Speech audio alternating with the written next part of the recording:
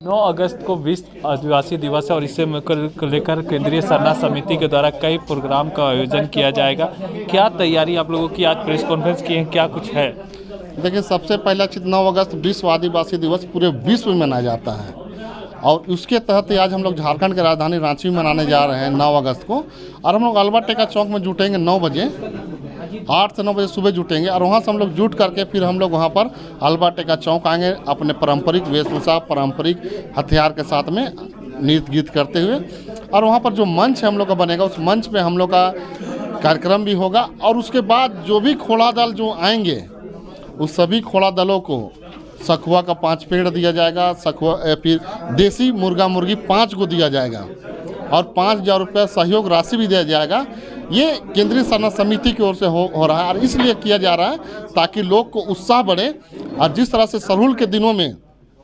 अपने हक अधिकार अपने त्यौहार के रूप में जो मनाते हैं हम लोग, सरहुल के जुलूस में अपने जो निकलते हैं हम लोग पूरा भीड़ भाड़ पारंपरिक वेशभूषा के साथ, उसी तर्ज पे हम लोग चाह रहे हैं कि 9 अगस्त हमारा ये धार्मिक त्यौहार नहीं है, ये हमारा अधिकार दिवस है। इस अधिकार दिवस के रूप में हम लोग इसको मनाते हैं और इसके तर्ज पर, सरहुल के तर्ज पर जुलूस पर निकले लोग और निकल कर अपने जो भी यहाँ पर हम लोग का जो यहाँ पर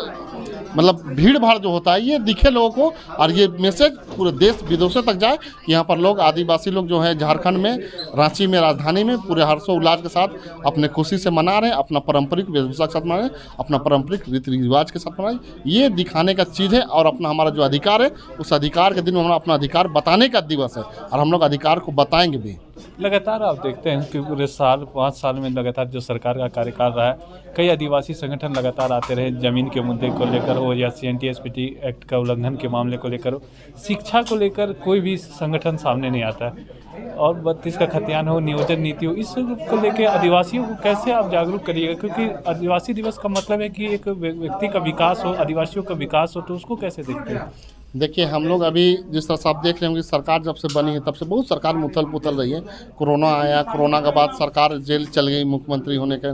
बाद भी, तो ये बहुत सारा चीज़ उथल पुथल है, सरकार अस्थिर नहीं रहा। लेकिन हम लोग सरकार से जब जब भी मिले यहाँ पर, चाहे चंपई सोरेन थे वक्त मुँह समय, चाहे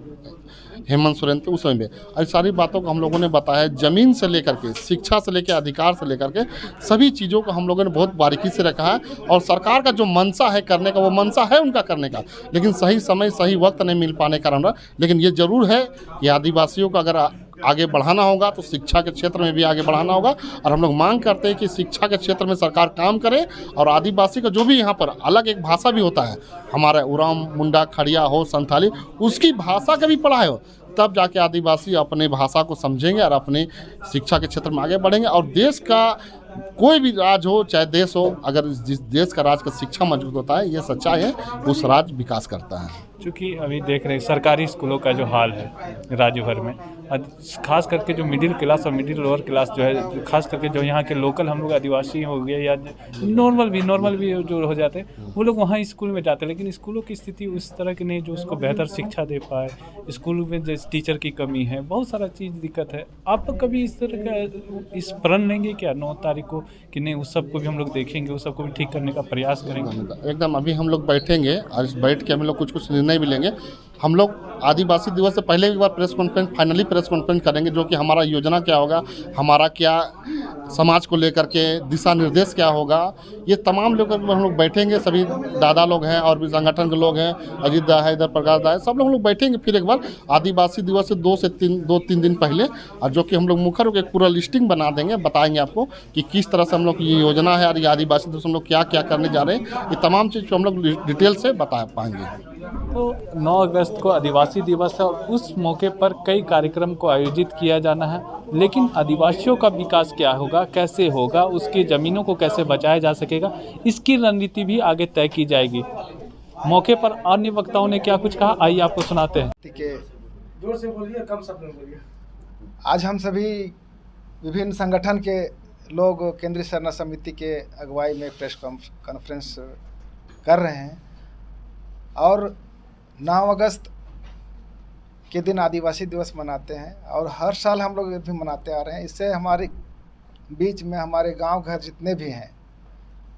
जो भी आदिवासी के अधिकार हक की बात कही जाती है, उन्हें जो अधिकार प्राप्त है, इन तमाम चीज़ों को हम लोग उस बैठकी में करते हैं और लोग एकजुट हो रहे हैं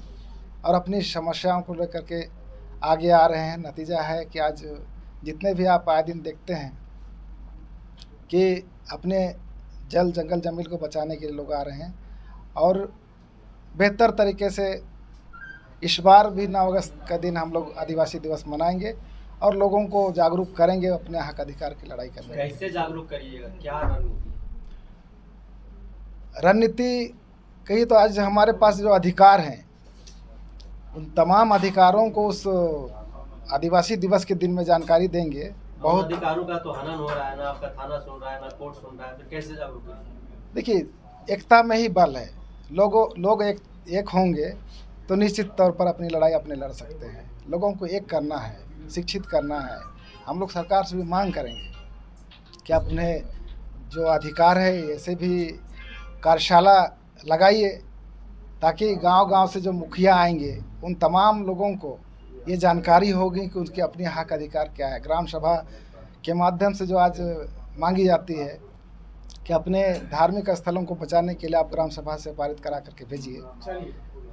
आदिवासी दिवस तो मनाइएगा, लेकिन आदिवासियों के लिए क्या सुविधा जो लगातार आदिवासियों के जमीन पर शोषण हो रहा है या सामाजिक रूप से भी देखिए तो एक अलग तरह का पर्दा दिखता है, कैसे देखिए? देखिए, हम लोग तो सबसे पहले अभी आज की जो प्रेस वार्ता में जो केंद्रीय सरना समिति के द्वारा जो रखा गया है विश्व आदिवासी दिवस के उपलक्ष्य में,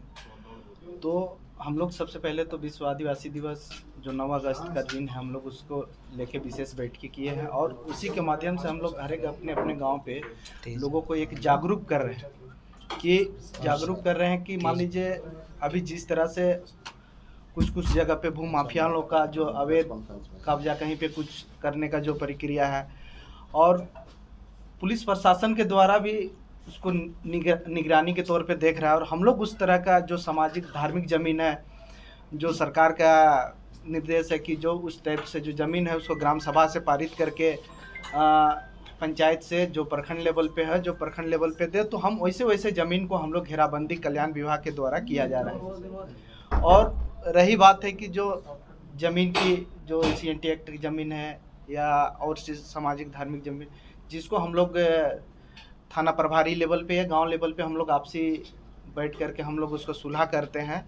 और जहां धार्मिक ज़मीन होता है वैसे को हम लोग सीमांकन करके चिन्हित करने का काम कर रहे हैं। त्यौहार के माध्यम से पूरे देश के अंदर में हम लोग एक मैसेज देना चाहते हैं कि जो आदिवासी की जो बांटने की जो साजिश है बीजेपी के द्वारा, वो किस तरह हम आदिवासी को बांटना चाहते हैं उसके खिलाफ में हम लोग कैसे हम लोग अगला रणनीति होगा वो चीज़ हम लोग कहेंगे। दूसरी चीज़ है, जब हम लोग देश की आदिवासियत की बात करते हैं तो देश के अंदर में जिस राज्य में खनिज संपदा है वहाँ बड़े बड़े कॉरपोरेट जगत है और वहाँ से ज़मीन वहाँ से खनिज पदार्थ को हड़पने के लिए वहाँ का आदिवासी को जातीय धर्म करके लड़ाने के जैसे एक उदाहरण है मणिपुर। तो इसलिए हम लोग इस मंच के द्वारा हम लोग ये कहना चाहेंगे कि आदिवासी के दिवस में हमको पर्यावरण कैसे बचाना है, हम आदिवासी कैसे हम मूलवासी यहाँ के हम सबसे पहला व्यक्ति हैं जो हम कैसे हम लोग एकजुट होके जो आदिवासी का जो जल जंगल ज़मीन की जो रक्षा की बात है, अभी हमको जो देश के अंदर में सभी जगह जो आदिवासी की जो पट्टा देने की बात है, अभी भी बहुत सारी सरकार हम लोग को पट्टा नहीं दे रही है वन अधिकार कानून के तहत में, उसको कैसे हम लोगों को दिलाएंगे उसके लिए भी हमको जागरूक करना होगा। तो ये हम लोग मैसेज देना चाहते हैं 9 अगस्त को आदिवासी दिवस में कि सबसे पहले हम लोग प्रकृति को कैसे बचाना है, हमारा पर्यावरण को कैसे सुरक्षित करना है, जो बांटने की साजिश है आदिवासियों को डीलिस्टिंग के नाम पे उसको हमको रोकना है। और बड़े बड़े कॉर्पोरेट जगत है, हम लोग को खनिज संपदा जहाँ है वहाँ आदिवासी को उजाड़ने की बात है, चाहे छत्तीसगढ़ के आदिवासी शोषण की बात है, मध्य प्रदेश की बात है, झारखंड की बात है। तो ये तमाम जो शक्ति है आदिवासी को बांटने के, उसे हम कैसे हम सुरक्षित रहेंगे, उसको कैसे मुंहतोड़ जवाब देंगे, ये भी मेरा उस दिन का मैसेज होगा 9 अगस्त को।